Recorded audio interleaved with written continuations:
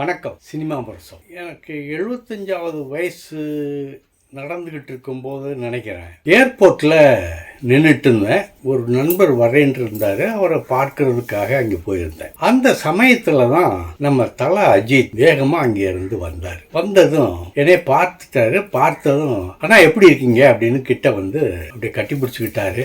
என்னென்ன பட்டு வேஷ்டி பட்டு சட்டை என்ன விசேஷம் அப்படின்னாரு. இன்றைக்கி என்ன வெட்டிங் டேயா அப்படின்னு கேட்டார். இல்லை, எனக்கு 75 அப்படின்னு. அப்படியா, ரொம்ப மகிழ்ச்சி அப்படின்னு சொல்லிட்டு என் கூட கொஞ்சம் நேரம் பேச ஆரம்பித்தார். அந்த நேரம் எப்படிப்பட்ட நேரம்னா, பத்திரிகையாளர்களை தனிப்பட்ட முறையில் சந்தித்து பேசுறது இல்லை, ப்ரெஸ் கான்ஃபரன்ஸ் கிடையாது, எந்த பொது நிகழ்ச்சிக்கும் அவர் வர்றதில்லை, அவருடைய நிகழ்ச்சிக்கே அவர் வர்றதில்லை. இந்த மாதிரி ஒரு உறுதி ஏற்று சமயம்தான் அது. அந்த உறுதி இன்னைக்கு வரைக்கும் இருக்கு. ப்ரெஸ்காரங்களை யாரையும் விரும்பி பார்க்கறது இல்லை. விரும்பினா அவரை போய் பார்க்குறாங்க, பேசுகிறாங்க. அது இன்றளவும் நடந்துக்கிட்டு இருக்கு. இது அன்னைக்கு எனக்கு நடந்தது, என்னுடைய பிறந்த நாளில். சும்மா அப்படியே பேசிக்கிட்டே இருந்தோம். பேசிக்கிட்டே இருக்கும்போது அரசியலை பற்றியும் பேசணும். என்ன அரசியலை பற்றியெல்லாம் பேசுகிறாரே அப்படின்னா, நானும் தைரியமாக அரசியலை பற்றி நானும் கேள்விகள்லாம் கேட்க ஆரம்பித்தேன். அப்புறம் அதுக்கு எல்லாத்துக்குமே பொறுமையாக பதில் சொல்லிட்டு இருந்தார். இந்த அரசியலை பார்க்கும்போது எனக்கு அப்படியே வெறுப்பாக வருது, கோபமாக தானே வருது. என்ன அரசியல், என்ன அரசியல்வாதிகள் கையில்னு சொன்னா பூரா ரவுடிகள் மற்றவங்க தானே அந்த ஆக்கிரமிச்சுக்கிட்டு இருக்காங்க. வார்டு, வட்டம், மாவட்டம் இப்படி கொள்ளை அடிக்கிறாங்க.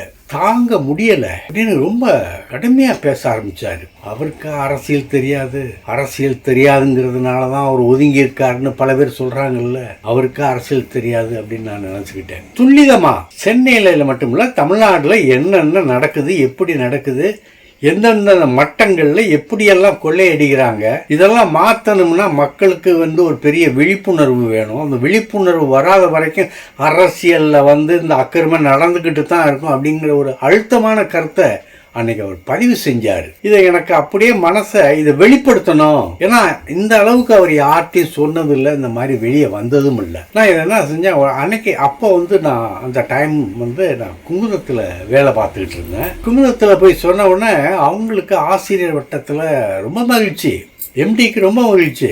ஏங்கப்பா அஜித் இந்த மாதிரிலாம் யாருக்குமே பேசுறது இல்லை, உனக்கு பேசுகிறாரு, உங்ககிட்ட பேசி இந்த மாதிரிலாம் எதுவும் சொல்லியிருக்காருன்னா இதை நீ நம்ம ஒரு பேட்டியாக போட்டுடலாமே அப்படின்னு. அன்றைக்கி நாங்கள் 2 பேரும் பேசிக்கிட்டது பேட்டி மாதிரி தான். ஏன்னா அதை நான் விட்டு அவர் காரில் ஏறி போகும்போது கூட நான் அவர்கிட்ட கேட்டேன், தம்பி இதை நான் பத்திரிக்கையில் வெளியிடலாமா, ஏன்னா நான் இப்போ குமுதத்தில் இருக்கேன், வெளியிடலாமா, இது உங்களை பாதிக்கும் அப்படின்னு. அதெல்லாம் என்ன எதுக்குன்னு பாதிக்குது, நான் உண்மையை தான் சொன்னேன். எதையுமே நான் இட்டு கட்டி சொல்லல, உண்மையை தான் சொன்னேன். நீங்கள் தாராளமாக போடுங்க, போடுறதுக்கு முன்னால் என்கிட்ட ஒரு தடவை காட்டிடுங்க அப்படின்னு. சரின்னு நான் அதை அங்கே ஆஃபீஸில் சொன்னோன்னா அவங்களுக்கு மகிழ்ச்சி. உடனே நான் வேகமாக அந்த கம்ப்யூட்டரில் டைப் பண்ணிவிட்டு ஒரு பிரதியை எடுத்துக்கிட்டு பிரிண்ட் அவுட் எடுத்துக்கிட்டு அஜித் வீட்டுக்கு போனேன், காமிச்சேன். மகிழ்ச்சி. சில இடங்களில் திருத்தம் சொன்னார், அதை எதையுமே டெலீட் பண்ணலை. அது அந்த வார குமுதத்தில் கவர் ஸ்டோரியாக வந்தது. அது என்னால்